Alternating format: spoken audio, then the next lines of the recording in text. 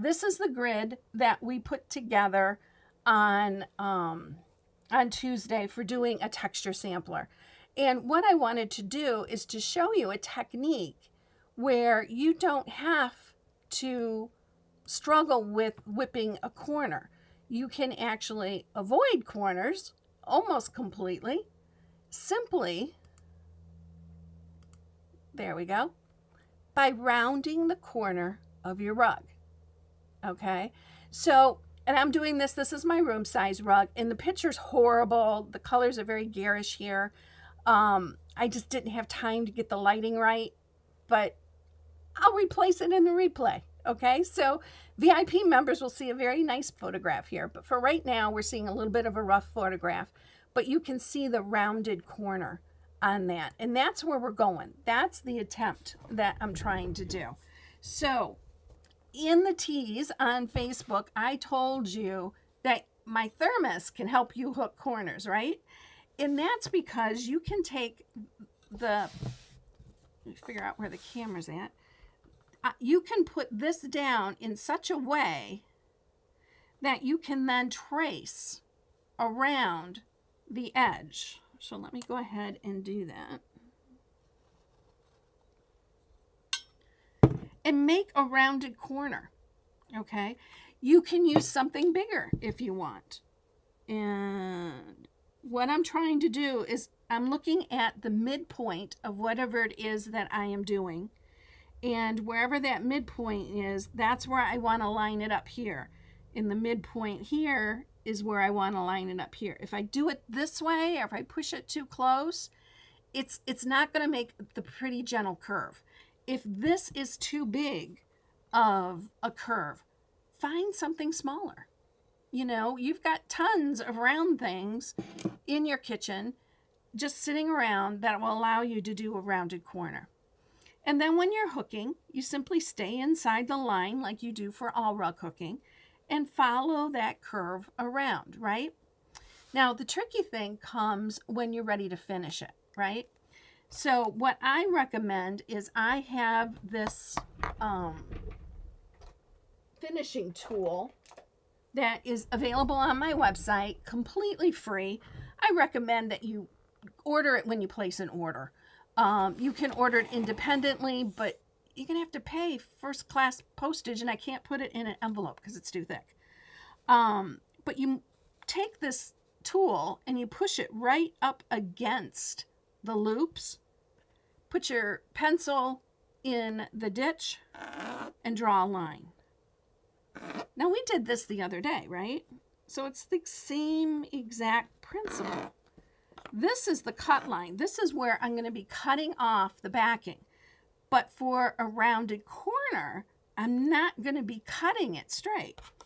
So what I do is I take the measuring tool and I work from the center, and I just start moving it around and making dots every so often. If you're unsure of yourself, you can make the dots more frequently.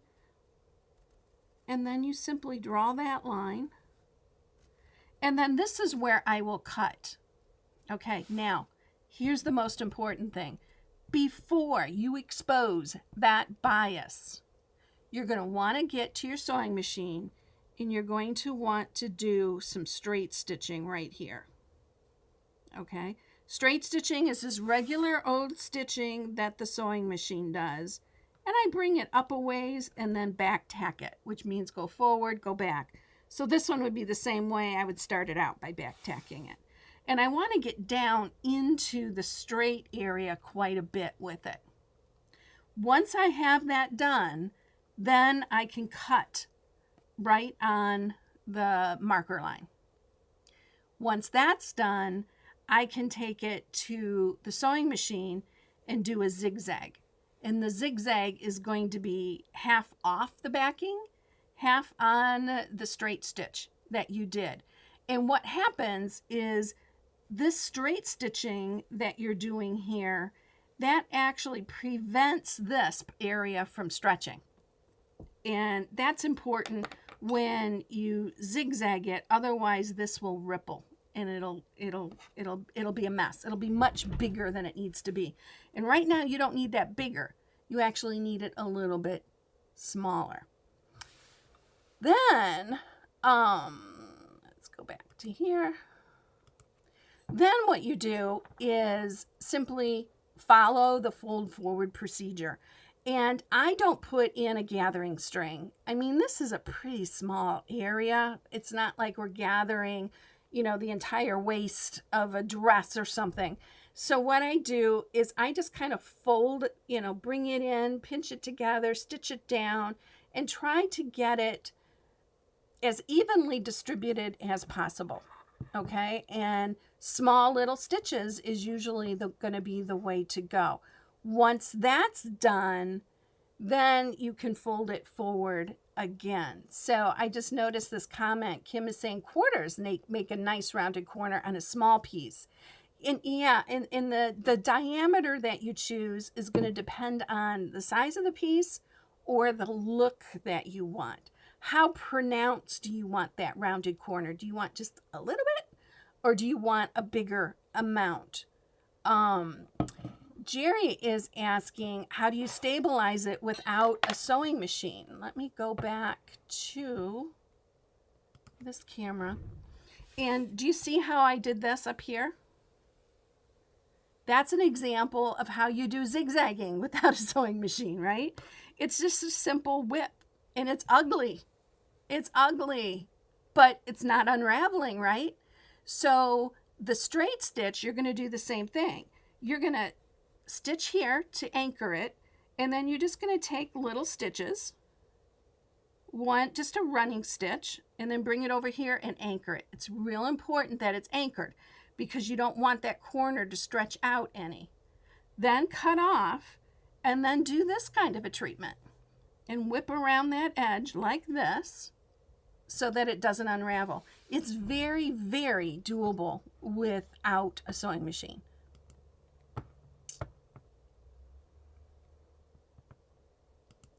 Jess is saying, do you recommend straight stitching in addition if using a serger for edges?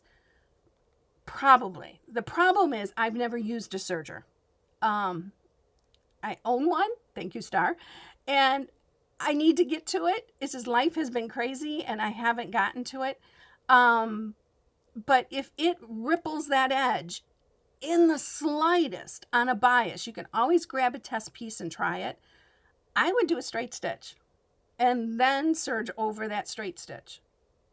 You're not cutting into it, but when the thread comes in, it's going over that straight stitch. Sonia says she likes a gathering thread. I don't like a gathering thread because I think it's an extra step that I don't need to do. And if you rely on it too much, you're not really paying attention necessarily to the corners.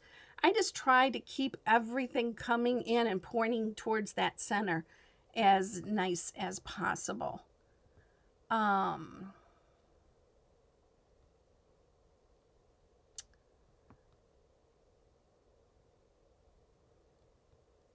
Okay, I don't think I missed any comments, but Sonia's she's talking about the hook end. She goes, it's not just a social gathering. It is so much more. It is. It's like visiting old friends.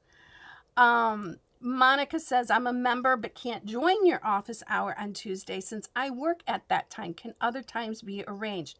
No. Okay, my schedule is full, but it's recorded. And the recording is inside the Rug Cooking Journey, so you can watch the recording. The problem is you just won't be able to participate. So you can at least see the recording. So Catherine says, I'm assuming she means serger, and thank you, spell check. But I would do a straight stitch first. Perfect. Okay, so I'm not seeing any questions come up. So thank you all for being here. And I hope you apply this rounded edge to your next hooked rug. Okay, that's done. That's for the replay people. Okay, the people on YouTube will not see the rest of this, just the members of the Rug Cooking Journey, because I cut the YouTube video after it's posted. I cut it off the front and I cut it off the end. So good point, Kim. She says there's a great video on the pencil pouch course showing this method.